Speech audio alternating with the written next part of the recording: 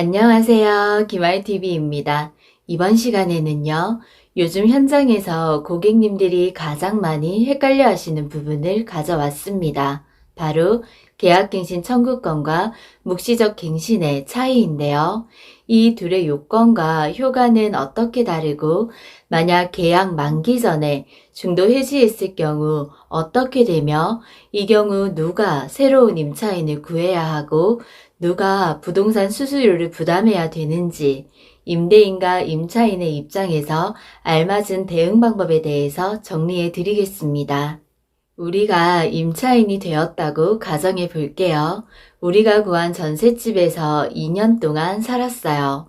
우리가 이 집에서 더 살고 싶을 때 계약이 연장되는 경우가 두 가지가 있습니다. 하나는 묵시적 갱신으로 연장되는 경우고 또 하나는 계약갱신 청구권으로 연장되는 경우입니다. 이 두 가지의 차이점과 공통점을 잘 알고 계셔야 하는데요. 이 둘은 비슷하면서도 다른 점을 가지고 있습니다. 오늘 저랑 같이 확실하게 이해해 보도록 해요. 먼저 굵직하게 포인트를 잡아드리면요.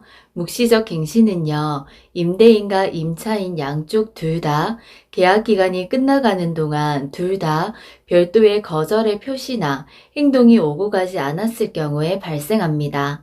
기존 임대차 계약이랑 똑같은 조건으로 갱신됩니다.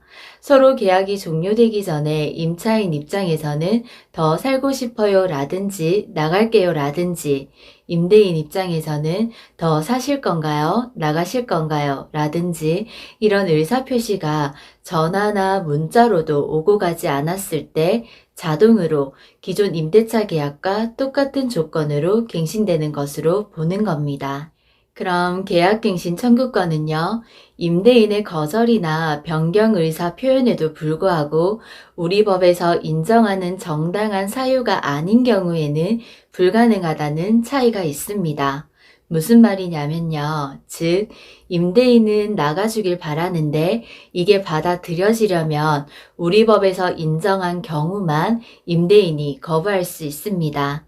그게 아니라면 임대인이 반대하더라도 법에서 정해둔 사유가 아니라면 임차인은 계약갱신 청구권을 사용해서 2년 더 살 수 있도록 법이 보장해주는 제도입니다. 이제 명확하게 차이가 보이시나요? 법에서는 이 의사표시의 기간을 정해뒀는데요. 임대인은 계약 만기 기준 6개월에서 1개월 전까지 물어봐야 되고요. 만약 2020년 12월 10일 이후 최초 체결된 계약이나 갱신된 임대차 계약은 1개월이 아니라 2개월 전까지 물어봐야 됩니다. 임차인은요, 계약 만기 1개월 전까지 통지를 해야 합니다. 즉, 이 기간 동안 묵시적 갱신이 성립되거나 계약갱신 청구권을 행사할 수 있습니다. 그런데 개정도 되고 현재 2023년인 걸 감안하면요. 대다수 많은 계약들은 깔끔하게 만기 기준을 2개월 전까지 의사표시가 오고 가야 된다고 생각하시면 편하실 겁니다. 묵시적 갱신이든 계약갱신 청구권이든 행사하고 나면 어떤 효과가 나타날까요? 효과는요, 처음 임대차 계약 기간으로 2년 거주했고요. 요구권을 행사함으로써 2년 더 거주할 수 있습니다. 만약 기존 임대차 기간이 2년 미만으로 정해졌더라도 우리 법에서는 최소 임대차 기간을 2년으로 보장해주고 있습니다. 자, 그러면 다시 우리가 전셋집에 2년 살았어요. 2년 동안 살면서 만기가 2개월 앞으로 다가왔습니다. 이때 임차인이 할 수 있는 방법에는 어떤 것들이 있을까요? 먼저 이사 갈 계획이라면 이사 가겠다고 이야기하고 계약 만료를 통지할 수 있습니다. 그리고 두 번째, 만기 2개월 안쪽으로 기간이 도래했는데 임대인과 임차인 양쪽에서 아무 말 없이 이 기간이 지나갔다면 어떻게 될까요? 네, 묵시적 갱신이 성립돼서 2년 더 거주할 수 있습니다. 그리고 세 번째, 더 살고 싶은 의사를 표시했는데 주인이 거절할 경우 이때는 계약갱신 청구권을 행사해서 2년 더 거주하는 방법이 있습니다. 자, 그러면 구독자님들 보세요. 서로 아무 말 안 하고 지나가서 묵시적 갱신으로 2년이 더 연장돼서 살았습니다. 그러면 그 이후에 다시 연장할 때 이때 계약갱신 청구권을 행사하면 또 2년 더 살 수 있겠죠. 이렇게 되면 이 케이스는 처음 계약으로 2년 살고 묵시적 갱신으로 2년 살고 요구권을 행사해서 2년 더 살기 때문에 총 6년을 거주할 수도 있습니다. 그런데 임차인이 사용할 수 있는 계약갱신 청구권은 딱 한 번만 행사할 수 있습니다. 존속기간은 최소 2년으로 적용되고요. 그럼 한마디로 정리해 볼까요? 묵시적 갱신이 되었을 경우와 요구권을 행사했을 경우 공통점은 뭐죠? 어떤 경우든지 임차주택에서 2년 더 살 수 있다는 것입니다. 그럼 다른 점은요? 묵시적 갱신은 전 임대차와 동일한 조건으로 다시 2년 더 살 수 있고요. 계약갱신 청구권일 경우 전 임대차와 동일한 조건으로 다시 계약한 것으로 보게 됩니다. 다만 보증금과 차임은 증감할 수 있어요. 주택임대차보호법 제7조를 보시면요. 차임 등의 증감 청구권이 설명되어 있는데요. 장래에 대해서 그 증감을 청구할 수 있는데 증액 청구할 때는 그 제한이 정해져 있습니다. 올리는 금액은 약정한 차임이나 보증금의 20분의 1의 금액을 초과하지 못합니다. 즉, 증액은 5%의 상한으로만 증액이 가능합니다. 예를 들면요. 기존 전세 보증금이 3억이었어요. 이때 계약갱신 청구권을 사용하면 3억 원 곱하기 5%를 하면 1,500만 원이 나옵니다. 그럼 1,500만 원까지만 최대로 증액할 수 있습니다. 그럼 많이 올려도 4억 5천만 원까지 받을 수 있다는 말입니다. 반대로 감액할 때는 제한이 없습니다. 많이 감액되면 될수록 좋잖아요. 임대인이 증액할 수 있는 상한선이 그동안은 우리 법에 없었기 때문에 도입된 제도입니다. 자, 그러면 이번에는 중도 해지 시에는 어떻게 되는지 알아보겠습니다. 계약갱신 청구권을 행사한 후에 중도 해지하는 것이나 묵시적 갱신 후에 중도 해지하는 방법은 같습니다. 임차인은 연장하면 2년을 더 살 수 있지만 만약에 만기 전에 이사를 가야 한다면 언제든지 집주인에게 계약 해지를 통지할 수 있습니다. 그런데 말하자마자 효력이 바로 발생되는 건 아니고요. 집 주인분도 갑자기 나간다고 하면 얼마나 당황스럽겠어요.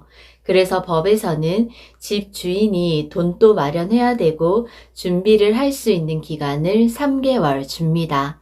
그래서 임대인이 그 통지를 받은 날로부터 3개월이 지나야 효력이 발생한다고 정해뒀습니다. 즉, 연장된 2년 동안 이 2년 계약기간 내에서 임차인은 언제든지 해지할 수 있게 해둠으로써 임차인의 거주 이전의 자유를 보장해주고 있습니다. 하지만 그 효력은 바로 생기는 것이 아니고요. 임대인에게 시간적 여유 3개월을 준다는 점 기억하세요. 그러면 통지를 들은 주인들은 이 기간 내에 임차주택 주위의 공인중개사 사무소에 해당 집을 내놓게 됩니다. 그러면 이때 임차인분들도 얼른 집이 잘 나갈 수 있도록 적극 협조하셔서 집을 깨끗하게 청소를 해둔다든지 잘 보여주시는 등 원활한 진행을 위해서 같이 노력해 주시면 됩니다. 그렇게 임차인이 임대인에게 계약 해지를 통지했고 3개월이 지나면 계약이 해지되기 때문에 임대인은 해당 주택이 다음 계약으로 또 진행이 되지 않았어도 임차인에게 보증금을 지급해 줘야 합니다. 반대로 임차인은요, 계약 해지 통지 후 바로 계약이 해지되는 게 아니라고 했죠. 그래서 이 3개월 기간 동안은 월세라면 월세를 내는 등 의무를 부담하셔야 됩니다. 만약 상황이 급해서 3개월 기간이 도래하기 전에 다른 주택으로 이사를 가셨더라도 3개월이 되는 날까지는 해당 주택에 거주하지 않더라도 월세와 해당 주택의 관리비는 납부하셔야 합니다. 그럼 가장 궁금하신 부분, 이렇게 중도 해지 시 중개 수수료는 임대인과 임차인 중에 누가 부담해야 될까요? 판례에 따르면 임대인이 부담하는 것으로 판결이 나오고 있습니다. 아무래도 임차인을 더 보호해야 된다는 취지에서 그런 것 같습니다. 자, 그런데 이때 착각하시면 안 돼요. 연장됐을 경우에 임대인이 새로 구해야 되는 것이지, 만약에 첫 계약, 기존 계약일 경우에는 만기 전에 해지를 해야 한다면 새로운 임차인을 구하거나 새로운 임차인을 구하면서 발생하는 수수료는 현 임차인이 부담하셔야 됩니다. 착각하지 마시고요. 잘 정리해 두시기 바랍니다. 그러면 다시 정리해 볼게요. 답해 보세요. 계약갱신 청구권을 사용한 전세 계약이라면 연장 후 2년이라는 기간을 다 채워야 할까요? 정답은 아닙니다. 2년을 다 채우지 않아도 됩니다.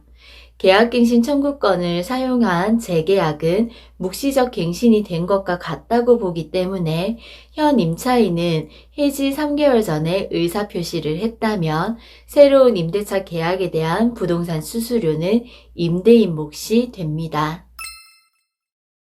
자, 그리고 진짜 마지막으로 하나만 더 알려드릴게요. 하나라도 더 알려드리고 싶어서 영상이 길어지고 있습니다. 묵시적 갱신 시 다시 계약서를 작성해야 되는지 궁금하신 분들이 있으실 텐데요. 다시 작성할 필요는 없습니다. 그런데 새로운 계약서를 작성하셨다면 종전의 계약서를 잘 보관하시기 바랍니다. 종전의 대항력과 우선 변제권이 유지됩니다. 증액에 대한 부분이 있을 경우에는 증액 부분에 대한 임대차 계약은 꼭 새로 작성하시고요. 또 증액된 부분의 확정일자를 따로 받으셔야 증액된 부분도 우선 변제권의 보호를 받을 수 있습니다. 이전에 받으신 확정일자는 유지해야 우선순위에서 조금이라도 우위에 설 수 있습니다. 요즘 부동산 경기가 좋지 않아서 임차인분들도 그렇고 임대인분들도 케이스에 따라 효과가 어떻게 달라지는지, 입장에 따라 어떻게 대응해야 되는지 질문이 많으신데요. 모두들 처해진 상황에서 지혜롭게 잘 해결되었으면 좋겠습니다. 헷갈리셨던 분들은 이 영상으로 시원하게 정리되시면 좋겠어요. 오늘 또 우리 구독자님들에게 도움이 되었길 바라면서 여기까지 하겠습니다. 항상 건강 잘 챙기시고요. 우리 다음 시간에는 더 행복하게 만나요. 꼭이요.